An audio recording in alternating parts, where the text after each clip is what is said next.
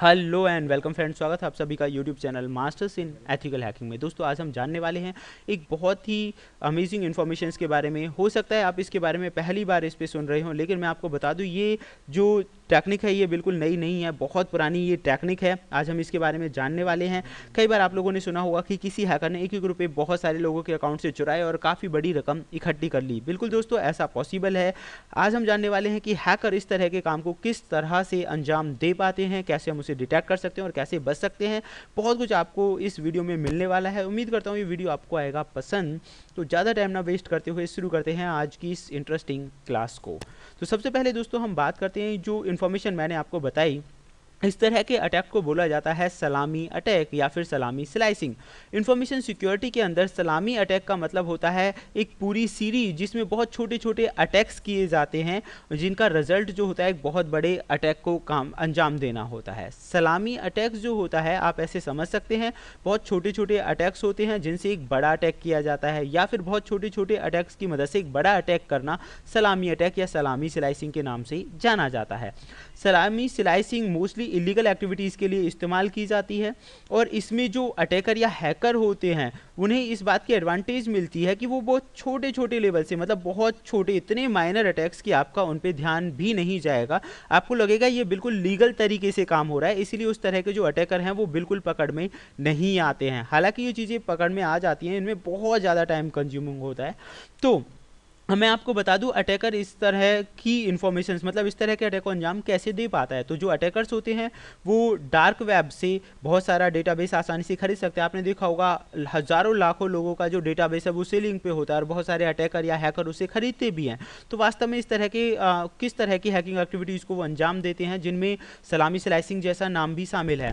तो इसमें वो आपकी बैंक और क्रेडिट कार्ड जैसी इन्फॉर्मेशन को चुरा के बहुत माइनर से अमाउंट को डिडक्ट करते हैं। मान लीजिए आपके अकाउंट से 2 रुपये 1 रुपये डिडक्ट हो गया, तो इस तरह की राशि के लिए आप कभी भी ना तो बैंक जाएंगे और ना ही आप कंप्लेन करने का जोखिम उठाएंगे। आपको लगेगा कि किसी ना किसी सर्विस का ये पैसा कट गया है, लेकिन वास्तव में अगर यही पैसा लाखों या करोड़ों यूजर्स के अकाउंट से कटे तो आप समझ सकते हैं कि ये कितनी बड़ी राशि हो सकती है। तो अटैकर इसी चीज़ का एडवांटेज लेते हैं, जिसे आसानी से डिटेक्ट नहीं किया जा सकता। अगर आपको लग रहा है कि ये बिल्कुल नई टेक्निक है, तो मैं आपको बता दूं आज से काफ़ी टाइम पहले से ये टेक्निक चली आ रही है। जैसे कि जनवरी 1993 में 4 लोगों को पकड़ा गया जो कि एक रेंटल कार फ्रेंचाइजी चलाते थे फ्लोरिडा के अंदर। उन्होंने लगभग 47,000 से ज़्यादा कस्टमर्स को सलामी टेक्निक्स की मदद से काफ़ी ज़्यादा पैसा उन्होंने चुराया।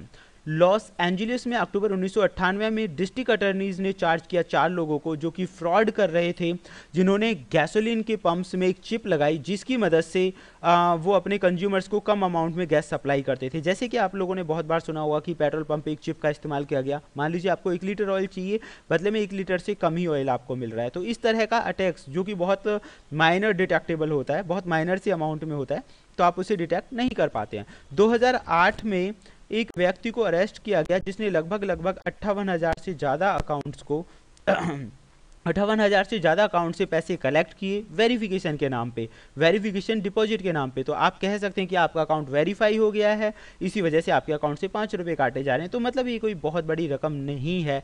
देन इस तरह के अटैक्स को अंजाम देते हैं। अगर मैं नई करंट में बात करूँ तो 6 सितंबर 2018 को भी ब्रिटिश MP टॉम टिजनहैट ने भी इसके बारे में बताया। हाउस ऑफ कॉमन्स में स्पीच के दौरान उन्होंने बताया कि रशियन गवर्नमेंट भी सलामी स्लाइसिंग टैक्टिक्स का इस्तेमाल कर रही है। तो आप अंदाज़ा लगा सकते हैं कि ऐसे इंसिडेंट्स हैं वो हो रहे हैं। हो सकता है आप सब में से कोई ना कोई उस तरह के इंसिडेंट का शिकार हो कि आपके खाते से भी पैसे बहुत कम अमाउंट में निकल रहे हों, कभी 10, कभी 5, 15, तो और आपको लग रहा हो कि ये बैंक की मदद से हो रहा है। तो कई बार ऐसा नहीं भी होता है।